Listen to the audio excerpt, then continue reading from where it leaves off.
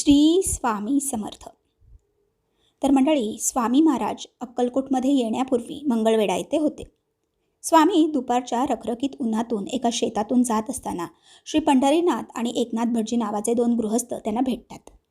स्वामी पंढरीनाथांजवळ त्यांचा जोडा आपल्या पायात घालण्यासाठी मागतात आणि ते लगेच जोडा स्वामींना देतात. त्यानंतर स्वामी तो जोडा पायात घालून भरभर तिथून निघून जातात आणि क्षणात दिसेनासे होतात. स्वामी कुठेच दिसत नाहीत हे बघताच एकनाथ पंढरीनाथास बोलतात, अरे तू आपला जोड त्या वेड्यास देऊन टाकलास आणि आता तर तो दिसेनासा झाला आहे. जोडा दिला असे जर काकास कळले तर काका तुला रागावतील. हे ऐकून पंढरीनाथ चिंतातूर झाला. तेव्हा अचानक स्वामी महाराज तेथे आले. कोठून आले काही समजले नाही आणि बोलले, हा घे तुझा जोडा. आता काका कशास रागे भरेल, आणि पुन्हा तिथून निघून गेले. या दोघांना जरा आश्चर्यच वाटले, पण इथेच बाजूला लपलेला असेल आणि आपले बोलणे ऐकताच जोडा पुन्हा परत आणून दिला अशी समजूत त्यांनी केली.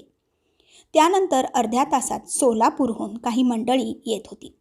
त्यांनी चौकशी केली की सोलापूरला जात असताना अचानक हा वेडा अर्ध्या कोसाहून पुन्हा मागे का फिरला.